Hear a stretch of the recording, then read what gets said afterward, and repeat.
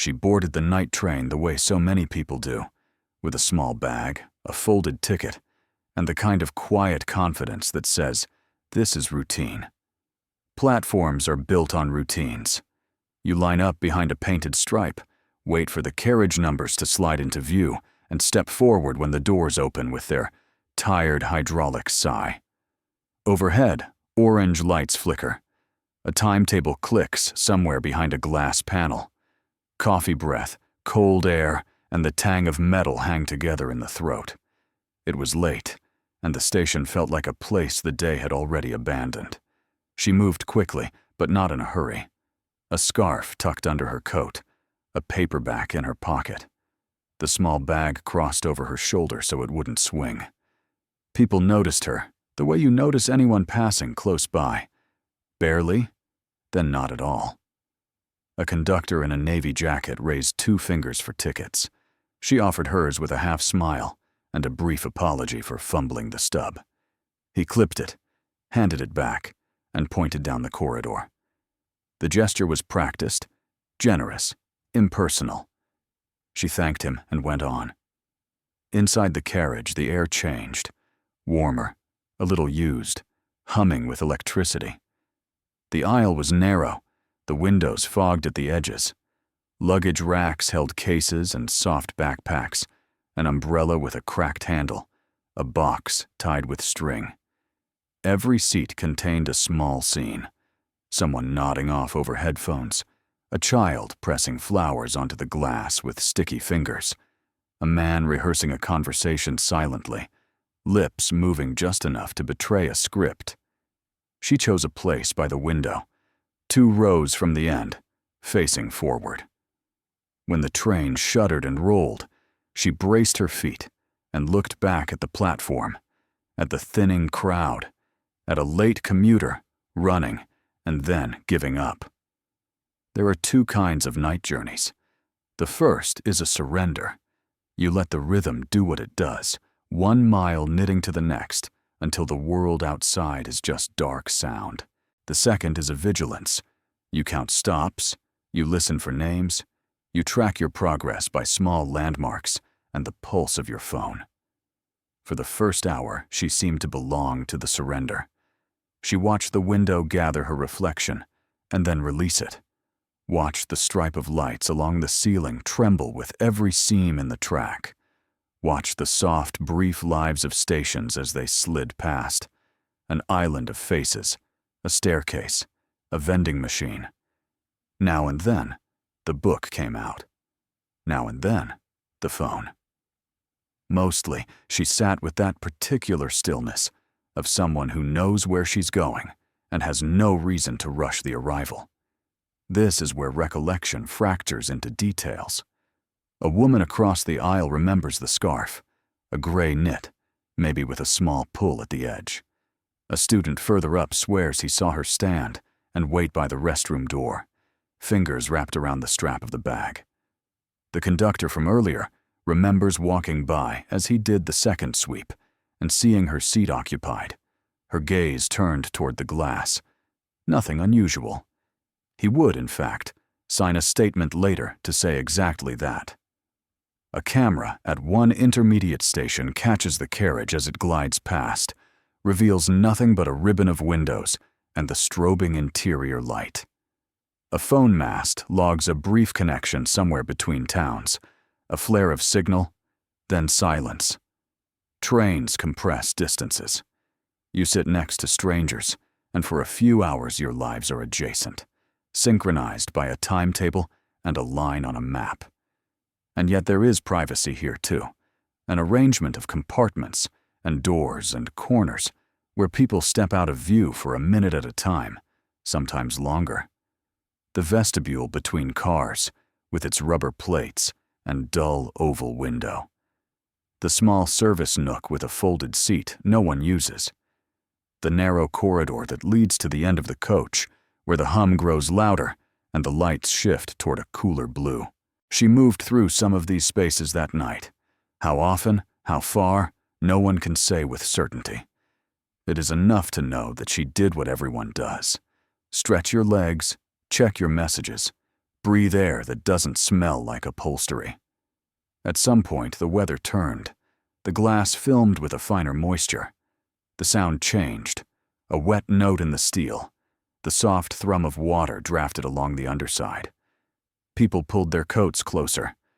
A guard announced a delay of a few minutes due to signals ahead. Then the rhythm resumed, and the carriage settled. Her last indisputable moment is ordinary by design. A passing glance confirms the seat near the window is taken, the bag at her feet, the book open to a turned-down corner. The aisle clears as a family gets off at the next stop, leaving behind the sweet smell of something wrapped in paper. A few minutes later, a man in a brown jacket steps over her knees to reach the luggage rack, apologizes, retrieves nothing, and sits again. The train moves. The lights dim a fraction. Somewhere after that, the certainty ends. Morning has a way of exposing absences. At the final station, the train breaks into the gray of a city not quite awake. Doors open. Sleepy bodies pour into the cold. Announcements blend and fade. In the emptied carriage, the conductor does his last walkthrough, stooping for a lost scarf, checking for cracked magazines, tugging a seat cushion back into place. He reaches her row. The window seat is unoccupied. The floor space is clear. No bag. No book. No sign that anyone had been there long enough to leave a trace. He stands in the aisle and does what people do when they are searching for something that should be obvious. He looks again, and then again, and feels the first tug of something that is not quite fear and not quite confusion, but already knows its own name. By the time family arrive at the concourse, the assumption is still simple. A missed call, a wrong platform, a change of plan she forgot to mention. They pace under the split flap board, call and call again, watch the crowds tilt around them. Information staff page her name once, then once more. No one steps forward. The coffee cools in a paper cup on the bench. Noon bruises the morning, and the easy explanations begin to withdraw. What is most unsettling about a disappearance on a train is not the speed, or the distance, or even the anonymity. It is the illusion of certainty. A ticket stamped, a seat number printed in black ink, a timetable that promises a chain of moments in which you will exist. Here, then, here, then, here. She had entered that chain. Everyone could agree on that. But somewhere along the line, between the click of a door and the hiss of a brake, the chain unlinked, and the night took back what the platform had let go. There would be forms and official words soon. There would be calls to supervisors, requests for footage, a quiet meeting in a small room where a uniformed officer wrote down the beginning of a story he did not yet understand. But those belong to another chapter. For now, the truth fits inside a single still image, a window seat, an imprint on the fabric that could be anyone's, and the narrow aisle leading away, as if the carriage itself were designed to keep moving long after the passengers have been reduced to notes and guesses, and the echo of a name spoken into a station that doesn't answer. Morning turns worry into procedure. Within an hour of the train's arrival, the family is sitting opposite a station supervisor at a small desk that looks borrowed from a school. Forms appear. Names, times. A description that feels both too general and too intimate. Early 20s, scarf, small crossbody bag, paperback with a dog-eared corner. The supervisor calls the control room, asks for a playback request, and the phrase, "We'll take a look," enters the air like a promise nobody knows how to measure. The first sweep is simple. Did she get off somewhere else? Gate logs at major stops are checked for a ticket tap. At smaller stations there were no gates, only open platforms and cameras pointed more at crowds than faces. Footage shows what everyone already knows. She boarded at the origin station, passed the conductor in the doorway, moved down the aisle. After that, the lens gives up. Inside the carriage, there were no cameras. The train was old enough to remember when privacy was a selling point. A detective from transport police arrives before noon. He's careful with tone. No lectures about waiting 24 hours. No false calm. He asks the family to walk him through the plan for the night, the person she was due to meet, the way she tends to travel. He circles time points on a sheet of paper.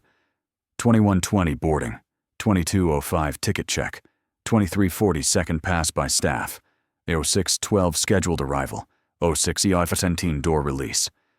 Between those marks sits the space that will swallow days and then years. Witness statements start to pile up, as unreliable as they are essential. A woman across the aisle remembers the scarf again. She adds that the young woman seemed absorbed in her book, then later stood to stretch and headed toward the end of the coach. A student says she went by him around midnight. Maybe toward the restroom, maybe just walking. A man in a brown jacket thinks she was still seated when the guard made the late-night announcement about a brief signal delay. He's almost certain, the kind of certainty that fades the longer you repeat it. Nobody saw her step onto a platform. Nobody remembers raised voices or a call for help or anything that would have cut through the soft, communal silence of people going nowhere, fast in the dark. The carriage itself becomes a kind of suspect. Staff explain its geography. Vestibules at each end with heavy doors. A thin service compartment where electrical panels sit behind a locked hatch. Narrow gaps where insulation and wiring live between outer shell and interior wall. Doors are interlocked at speed, they say.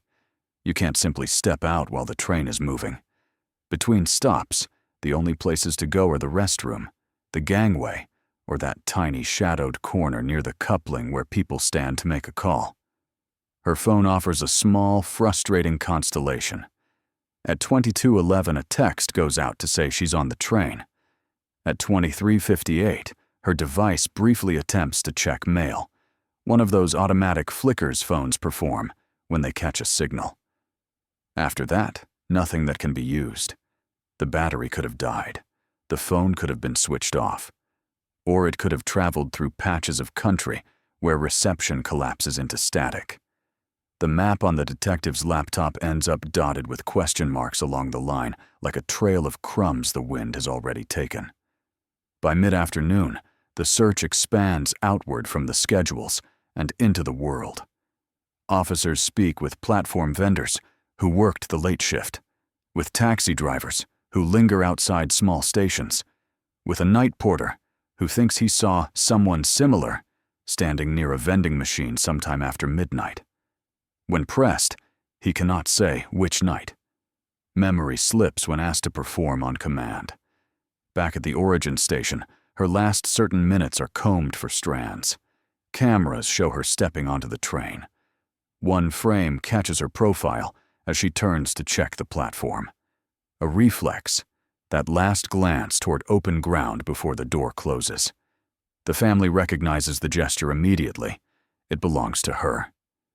In the next second, the door slides, and the glass takes their reflection instead. The train crew submit their logs. No emergency alarms were pulled. No mechanical faults recorded beyond that brief hold for signals.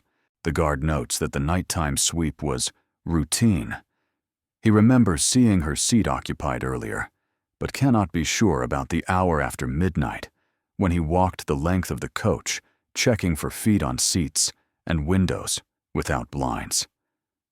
A junior attendant reports hearing something shift heavily near the end of the carriage as the train took a curve around Osomokobont. An ordinary noise in an old coach, he says, the sort of weighty thud luggage makes when it slides an inch and stops. He didn't investigate. He had seen it happen 100 times. It is written down anyway. Outside official halls, the city begins to do what cities do. Flyers appear on notice boards with her photo and a number. Please call if you saw anything. Social feeds share a description and a route map. A local station picks up the story that evening. The anchor's voice gives it the shape of a cautionary tale. The following day, 2 reported sightings come in. One claims she exited at a suburban stop and walk toward a bus transfer. Footage shows a different person in a similar coat. Another says they saw her in the dawn light by a small station cafe. Timelines break the claim in half. The detective closes both loops with a pencil cross. That, too, is part of the rhythm. Hope, check. Discard, repeat. Search teams work the margins. At points along the line, officers and volunteers move along fences and cuttings near stations where the train lingered. Dogs are brought to the departure platform. They follow her scent down the carriage early on, then lose it near the gangway, between cars, where a dozen other scents pile on top. Trackside checks are limited by safety rules and common sense. No sign is found that the train had ever had to brake for an obstacle. No report from drivers of seeing someone where no one should be. In the family's kitchen, maps begin to live on the table. Pins mark stations, rest stops, places where cameras watch. A handwritten note lists small questions that seem suddenly huge. Was she the kind to step out for air at a late stop? Would she follow someone to a quieter corner to hear better over the noise of steel? Did she ever mention fear of traveling at night? The answers are partial. People are larger than their own routines, and the gaps where friends and relatives do not know for sure become the places where dread gathers. In conversation after conversation, the same three possibilities are pressed and reshaped until their edges blur.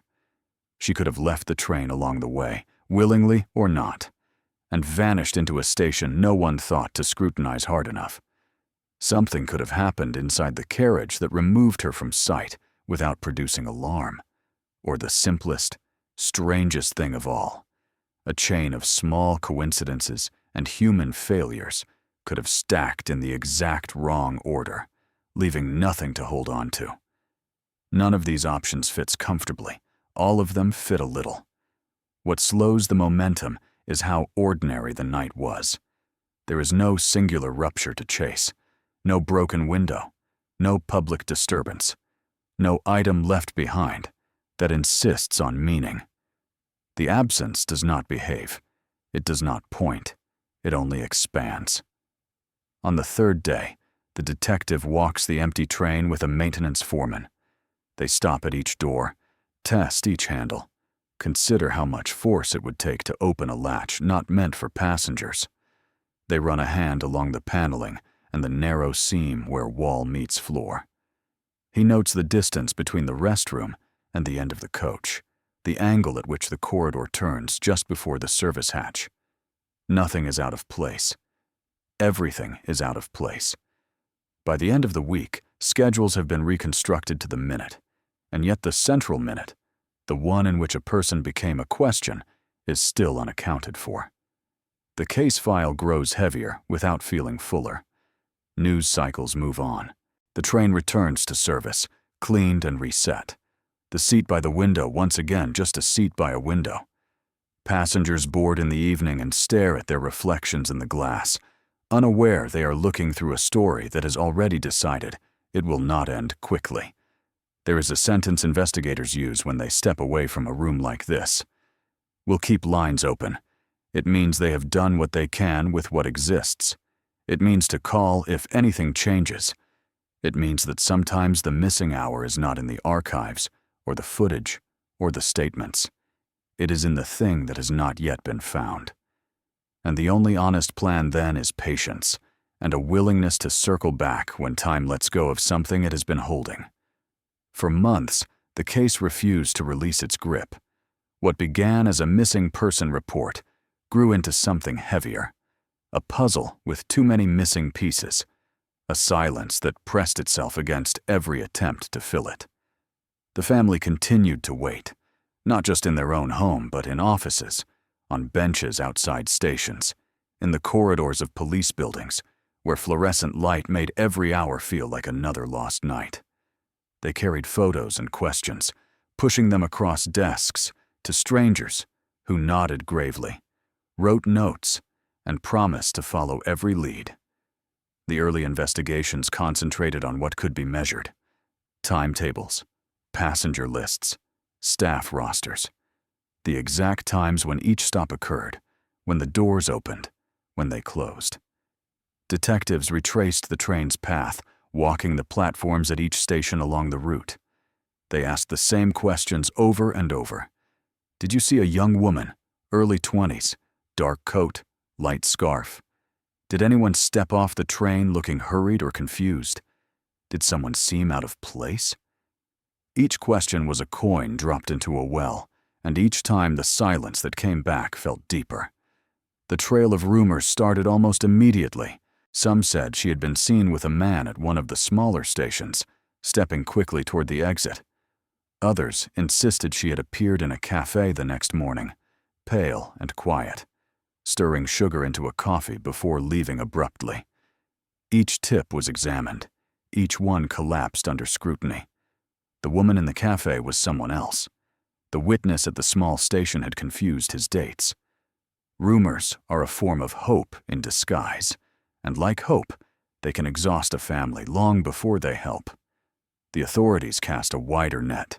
They sent her photo to bus stations and taxi depots, to hotels near the line, to hospitals and shelters.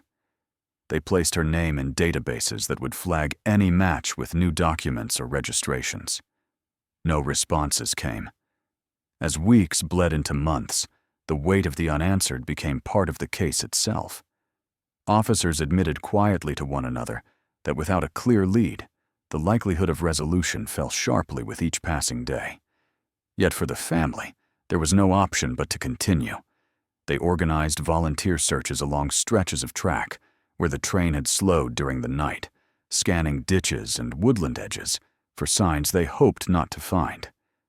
They walked neighborhoods near intermediate stations, handing out flyers and asking questions until doors began to close with polite finality.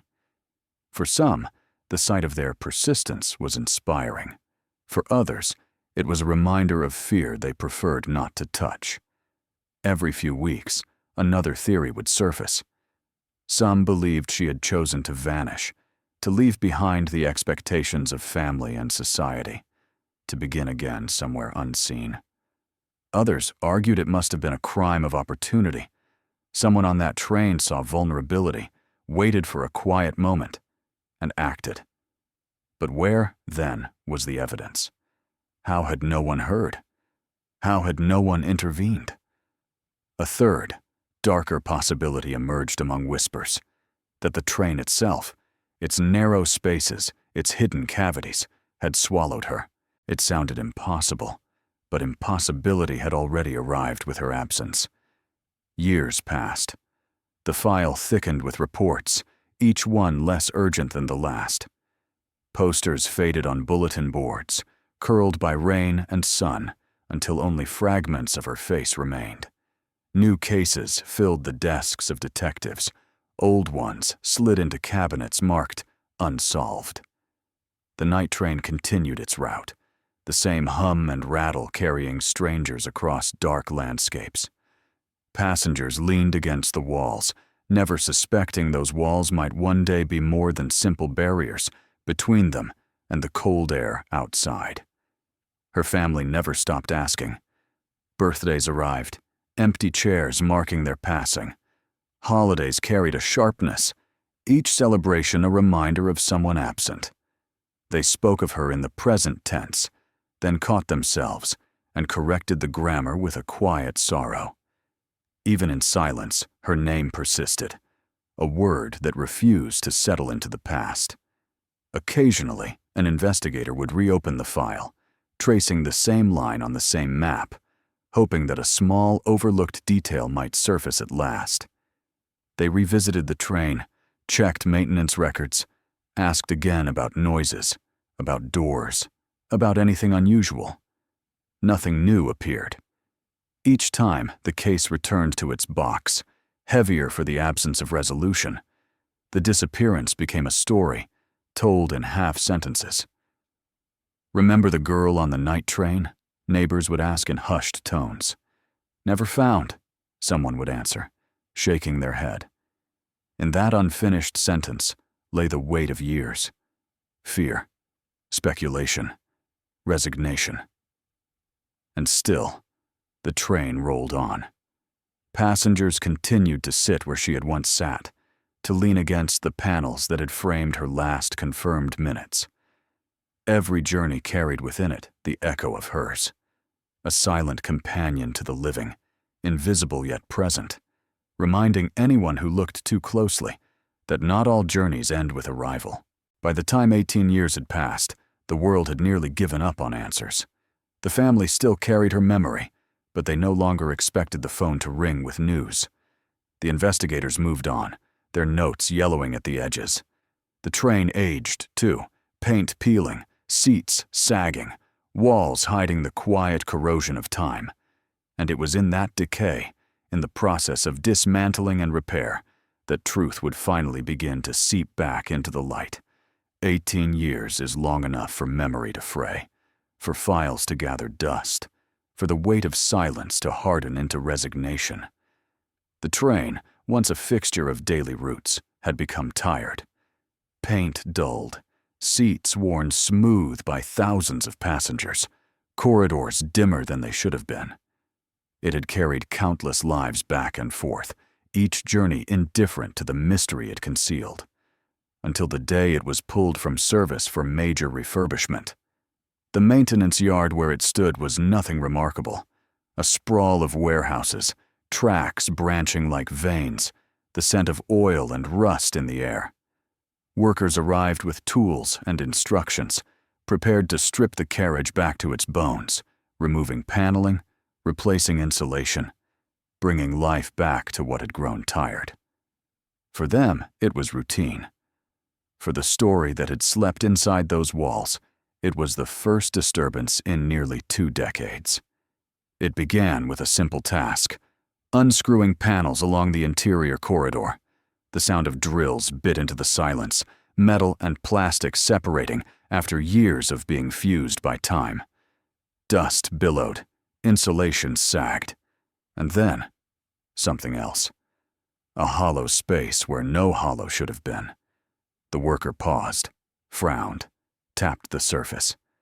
A dull, uneven echo replied. Curiosity sharpened.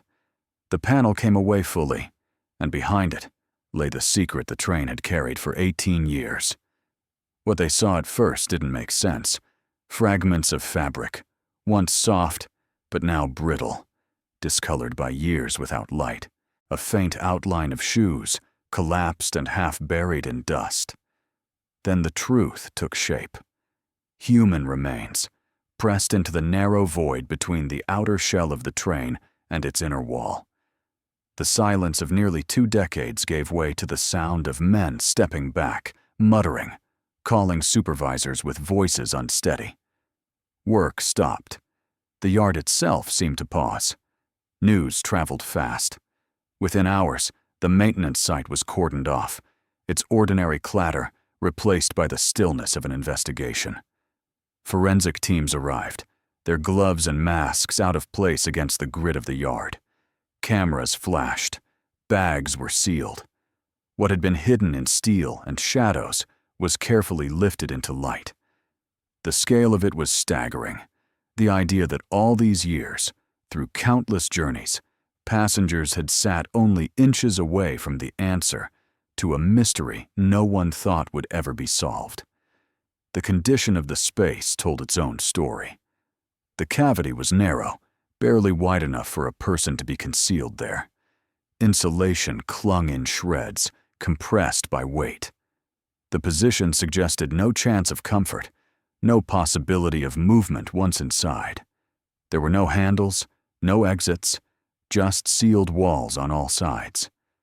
To investigators, one fact became inescapable. She had been there almost from the very beginning. The family was contacted that same day. Imagine the phone ringing after 18 years of absence, after birthdays passed with no word, after holidays marked by an empty chair. The voice on the line said only that there had been a discovery, that they should come in, that details would follow. For them, time collapsed in an instant. All the years of waiting, of wondering, now narrowed to a single moment of truth they had both longed for and feared. When the identification came, it confirmed what everyone suspected, but no one wanted to believe. The remains were hers. The missing girl, the young woman who had boarded the night train with a bag and a ticket, had never stepped off at all. She had been inside that carriage the entire time, hidden in plain sight. The news broke like a storm. Newspapers resurrected old headlines, pairing them now with photographs of the train yard and the gaping panels pulled back to reveal what had been found. Television anchors spoke of the haunting discovery inside an aging carriage. Online, speculation spread faster than facts. How could this have gone unnoticed for so long? How had inspections, cleanings, and repairs missed it? How could an ordinary night train become the stage for something so grim? For those who had ridden that very coach in the years since, the thought was unbearable. They remembered resting their heads against the very walls that concealed her. They remembered leaning in corridors only a few feet from the cavity. The idea that life had gone on all around her absence, that thousands had traveled with her, unknowing, was too much to process. Investigators stood once more inside the stripped carriage, this time not as routine inspectors, but as witnesses to a crime scene 18 years overdue. Every detail mattered: the way the cavity had been sealed, the position of the remains, the fragments of clothing and belongings still pressed against metal. Forensic experts gathered samples, cataloged fibers, lifted what little evidence time had spared. Each discovery raised more questions than answers. The family visited the site privately, escorted past barriers and tape. They stood inside the carriage, looking at the space where their daughter, sister, niece had been trapped in silence for nearly 2 decades. There are no words for such a moment, only the weight of air, the echo of trains in the distance, the feeling that the world has betrayed them twice, first by losing her, and then by carrying on while she was never truly gone. The discovery did not bring peace. It brought a fresh storm of grief, sharper than the dull ache of uncertainty that had lived with them for so long. And for investigators, it brought the most difficult question of all. How had she ended up there? Accident, foul play, or something even stranger? The answer, if it existed, was buried somewhere between those walls, in the steel that had carried her secret for 18 years. For investigators, the discovery was not the end of a story, but the start of its hardest chapter. They had answers to the where, but not to the how or the why. And those questions mattered more than anything else. How does a passenger, seated near a window with her bag at her feet, end up sealed behind a train's inner wall? The forensic reports came back slowly, each one layered with the limitations of time. After 18 years, much had been erased by decay, dust, and the grinding of wheels over thousands of miles. They could confirm her identity beyond doubt. They could identify fragments of her clothing, belongings, and even small items she had carried that night. But they could not say with certainty what had placed her there. No clear marks of violence, no preserved evidence of struggle. Only the undeniable fact that she had not walked out on her own. Police built their theories carefully, knowing every sentence would be scrutinized by the family, by the public, and by the press that had circled back with hungry eyes. The first possibility was accident. Could she somehow have slipped into the cavity?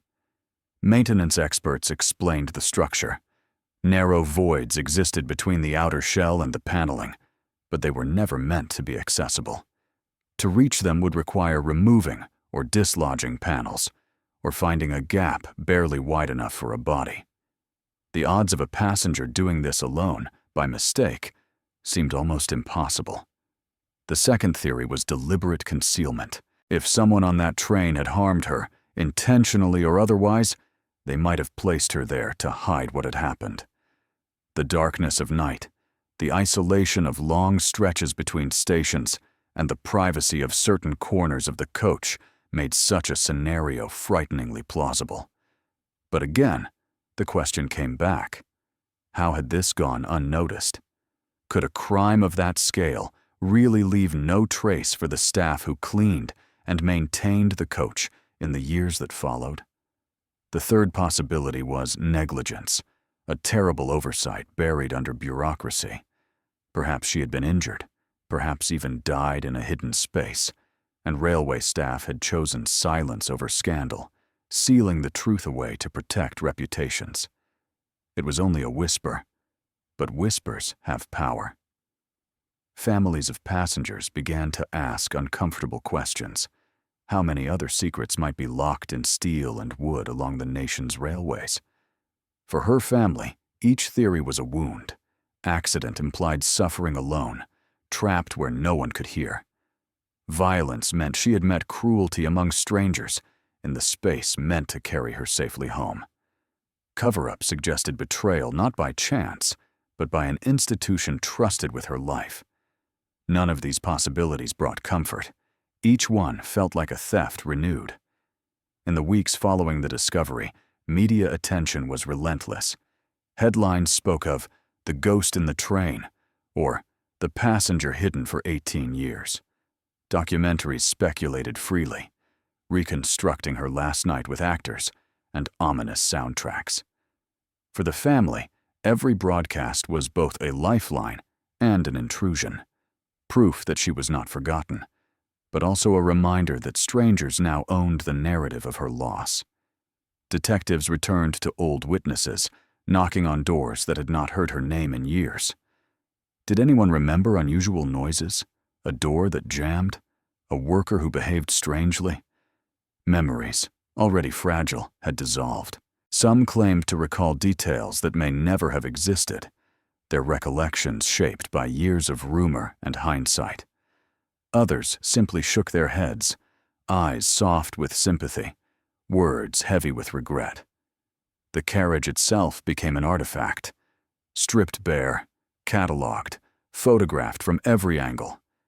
Investigators walked its narrow corridors again and again, measuring distances, testing panels, trying to imagine the moment when an ordinary journey became a sealed fate. They never found the conclusive piece of evidence. The train was retired from service permanently, a relic both of engineering and of a mystery no one could solve. The family held a small ceremony, not quite a funeral, not quite a memorial.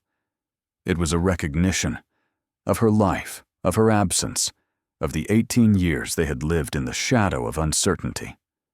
Friends gathered, candles flickered, photographs rested against flowers. There were no speeches that could bridge the distance between what had been taken and what had been returned. But there was a sense, faint but real, that the silence had finally spoken. Yet closure remained elusive. To close a story, you must understand it. And here, understanding had not come. Instead, the story remained jagged, unfinished, its center hollowed out. The file was updated with the word resolved in terms of identification, but beneath that official language lingered a truth no report could disguise. The questions were heavier than the answers. In the end, her case became a cautionary tale, a reminder that disappearance is not always dramatic, not always accompanied by shouts or alarms. Sometimes it is quiet, threaded through the ordinary, hidden in plain sight. A young woman boarded a train with a ticket and a plan. She never reached her destination. For 18 years, her presence rode silently with thousands of others, sealed behind a wall, unseen yet always there. And so the story closes not with clarity but with unease, even in the safest places, in a crowded carriage, on a familiar route. There are shadows that defy explanation. She is no longer missing, but neither is she truly found. What remains is a question, carried on every train that passes through the night. How can someone vanish when surrounded by so many eyes? And how can the truth stay hidden for so long?